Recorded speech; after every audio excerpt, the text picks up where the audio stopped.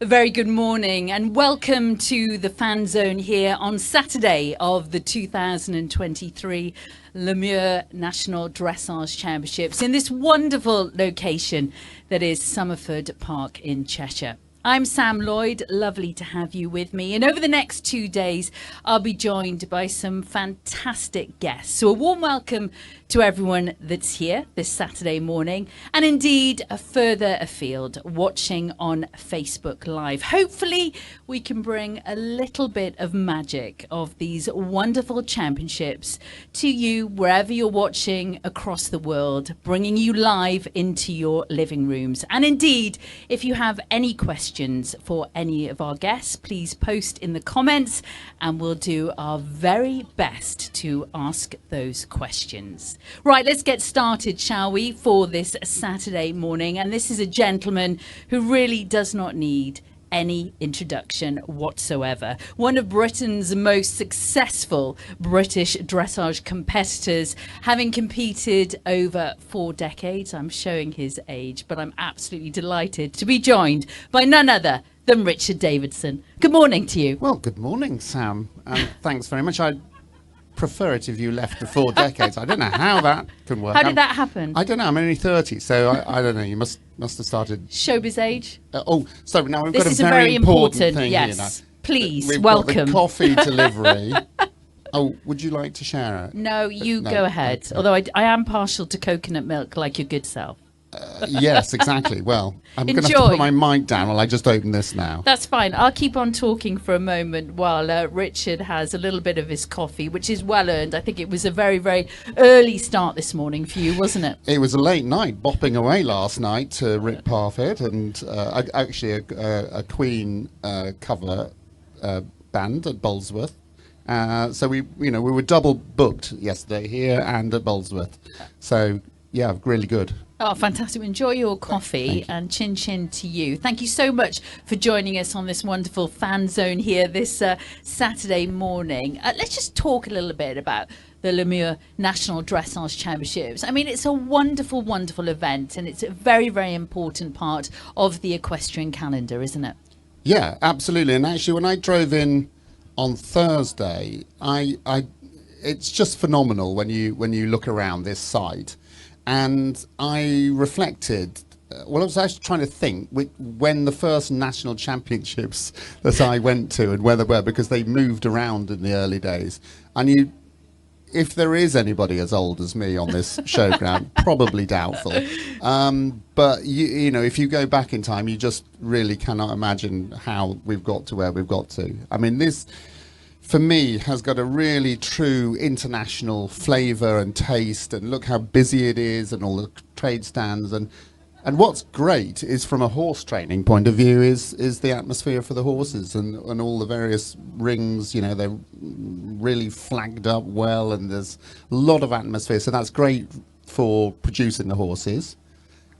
Maybe not great for everybody's tests. The horses are getting a bit of a shock, or some horses are, but long time point of view, it's exactly what you want. I know it's moved around, but we have to mention Somerford Park as well, because it's a truly beautiful venue, isn't it? Yes, and it's local to me. So we've been coming to Somerford for years. So we bring our horses, our dressage horses, and we have show jumpers as well. But all our young horses come up here. They do the farm ride. They jump all the small cross-country jumps. And we've been doing that for years, and we will continue to do it. And of course, we get our haylage from Somerford, and so they've been feeding our horses for a very long time too. Now, we're keeping you busy today because not only are you a guest with me at the Fan Zone this morning, but pretty important this afternoon, and something I'd like to draw our guests to, because you'll be doing a masterclass this afternoon. So tell us a little bit about that. Well, we're going to use 3 horse and rider combinations. I'm going to be riding one. My wife, Gillian, the coffee supplier, is riding a... No end to her talents. No, exactly. He's riding a 5-year-old, and then just done is coming with a horse somewhere in between those. So those horses are going to span from a young sort of raw talent, if you like, to a horse that is just teetering to start Grand Prix. So there's a range for everybody. The three horses I really enjoy training. Well, to be honest, I enjoy training all the horses that I train. But I just want to talk about, what I really like about them. But most importantly, it possibly will be a slightly different masterclass because I have a slightly different angle of training. And so I want to share a little bit about what I've learnt over the years about how horses learn. And that actually dictates what we do, how we embed certain habits, and how we try to avoid them developing the habits we don't want them to develop. So, about horse learning really is kind of what I'm focusing on.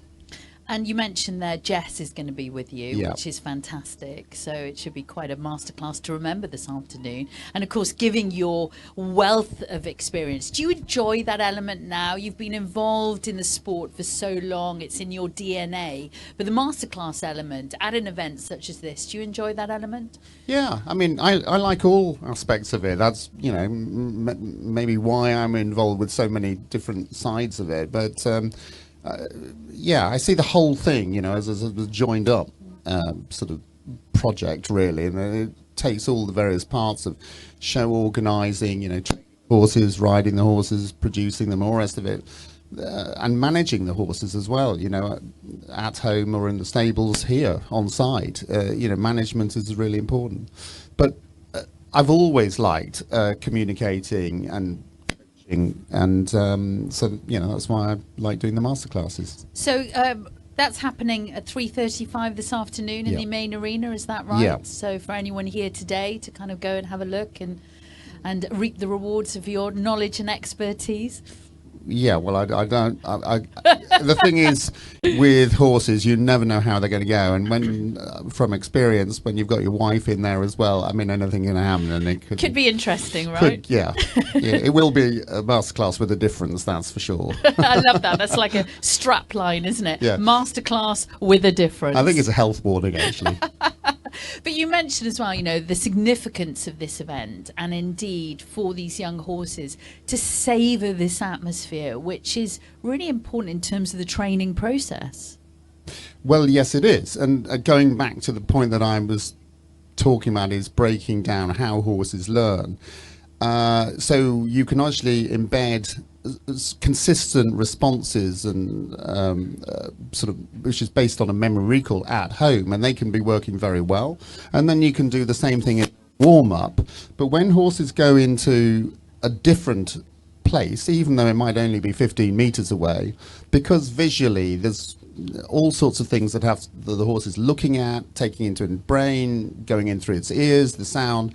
Obviously, the responses to our legs or our reins or upper body, which have been, if you like, working perfectly well before you go in, they don't work quite so well because there's a lot more going into the horse's brain and start smudging those responses. But, as you hope, as the test goes along and the horse sort of starts to focus less on the environment and more onto its pre-learned responses, then hopefully your test gets going better.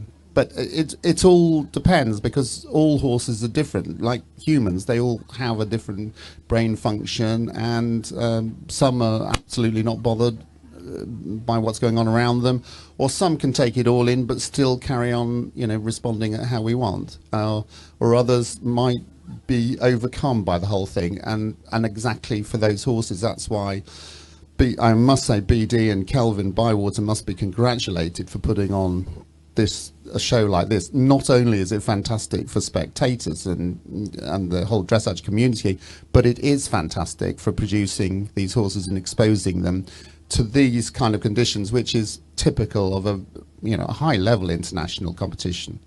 So that's why it is important to expose your horse to, as much as possible, the spooky areas. Even if you're competing in a fairly quiet environment, if you can find somebody with an umbrella, don't run away from it or ask them to put it down, but actually deal with it and expose your horse to it so that it learns to take in all these things and respond how we want them to as well. Yeah, these events are invaluable in the calendar. A very special year for British dressage, 25 years, which is phenomenal, really. And you know, it's wonderful to kind of speak to riders like yourself, to reflect on what this sport, what dressage has done for you, you know, because it's been an integral part of your life for so long, hasn't it? Yeah, I mean, I think as far as I'm concerned, it's not just dressage. Actually, it's horses. I mean, you know, I loved horses and ponies ever since I was a very small child, and I love riding them and I training them. And we have horses that we use for dressage and horses we use for show jumping, and I enjoy all of that. So. For me, you know, horses are part of my life, and when in terms of dressage, which is a major part of my life, these championships are absolutely amazing. And like I say, well, not just the championships, but British dressage itself. Well, we were talking about it earlier, actually. I'm not great at going back in time, but people are asking me questions about the pre-British dressage when it was part of the British Horse Society. It was called the Dressage Group, I believe, then. But, you know, I can hardly remember those days. But because you've been so invested and involved in the sport in all different capacities, you wear different hats, you must reflect and think about those memories. What about from a competitive perspective? I mean, sure, Olympics must be up amongst them in terms of those memories. And I guess sometimes you have to stand aloof from something to think about what an illustrious career you've had, which you have. Well, I don't know that it's illustrious, but it's been long, so I don't take that for granted. I know I'm very lucky with that, and so I think luck has an awful lot to do with it, in my case anyway. Certainly not talent, but luck, and just being around long enough. But yes, if I look back on how British dressage and the standard of dressage, I mean, personally, when I look around here and the warm-up arenas and the main arenas, I can't believe the quality of the horses and the riding. I mean, it's just transformational, really. If you really want me to go back down memory lane, yeah, it's just planets, worlds apart. But you know, that is the way that we've learned, and actually, it's been quite nice to be part of that. It sounds a bit strange, and I was chatting with Carl earlier, who's obviously also been part of the same journey and over the same years. And I think in a way I'm rather glad that we were part of when doing dressage, when we weren't that good actually, and we're part of the getting better and better and better, because I think you don't take it for granted then. And we see other countries now building up, and we're able to sort of say to them, look, you know, where you are is exactly where we were 20 years ago. And obviously, you know, even perhaps in the last 10, 12 years, you know, we've kind of moved up to the top end. And it's brought everybody else with us. And I think you can see that by the quality of the riding in all the classes here. It's like a journey, isn't it? It's evolved and it's developed and it's phenomenal. I mean, you have to recap at the Europeans in Germany. It was just phenomenal, wasn't it? Yeah, but you know, all teams and countries, they do cycle, they do ebb and flow, and you know, there'll be a time that we are, you know, at the moment we've got 3 amazing horse rider combinations that can score over 80%, and a really good backup squad as well there in the mid to high 70s, if you want to call it that. So we're really strong in depth, but you know, who knows that I wouldn't become complacent to that you only need 1 or 2 big scorers to not be in that squad, and we will have to be pulling up the backstops again, and it does go like that, and it's really important that dressage goes like that, because it's what makes it exciting. Definitely making our mark on the world map and continuing to do so, especially with that little thing of Paris next year. So it's all about timing, isn't it, elite sport? Yes, it is. I mean, obviously that's the top end of it, but I think I don't think it should all be about sort of the Olympics and all the rest of it. That's fantastic for those who are involved and very inspirational. And everything. But what I hope everybody is just take your horse, no matter what its strengths are, what its talent is, and enjoy training it. And actually, that's what it's all about. And that's the fundamental. That's why we, love riding them and training them week in, week out, in the snow, in the rain. For some people, before work or after work or before school. I think the Olympics thing is great, but I think, we've got to remember that a lot of people just, maybe that's a bit out of reach for them. But you've got all these levels here that are within reach, and I think that's really important that we provide those levels for everybody. And that is why an event such as this is so important in the calendar. Yeah, and I think it's why it works. And I know some people say, well, there's so many championships, but actually that's really important that there are all sorts of levels, and it's what drives people on to become a little bit better and to move out of your comfort group into the next level up, but still to be feeling that you can be competitive with a little bit of improvement and a little bit of luck, and then when you've achieved that, you can go up and up and up. So, but as I said, really wherever you are, I think you've just got to really do it for the right reason. And it isn't really for winning prizes. We all love winning prizes, but it's really should be because you enjoy and are fascinated by riding and looking after horses and ponies. I know how busy you are, and I know you wear numerous hats, but what's happening with you at the moment? Just give us a bit of an update. Busy as ever? Yes, busy as ever. Lots of things on the go. Always things to help with, if you like, or sort of. I don't want to use the word, but have an opinion on. But if you have an opinion on, you've got to have a solution. And so yeah, lots of things going on at the moment. Well, listen, it's lovely to have you as a guest at the Fan Zone here at the Championships this weekend, my first guest of the morning. We look forward to the Masterclass, and just to remind everyone, 3:35 in the main arena. You'll be there, Richard, with Jess Dunn. So that's definitely something to look forward to this afternoon. But for now, enjoy your coconut milk coffee, and thank you very much for joining us. Thanks very much, Sam, and thanks for having me. That was Richard Davison there, and I'll be back later this morning with some more guests here at the Fan Zone at the 2023 Namur National Dressage Championships.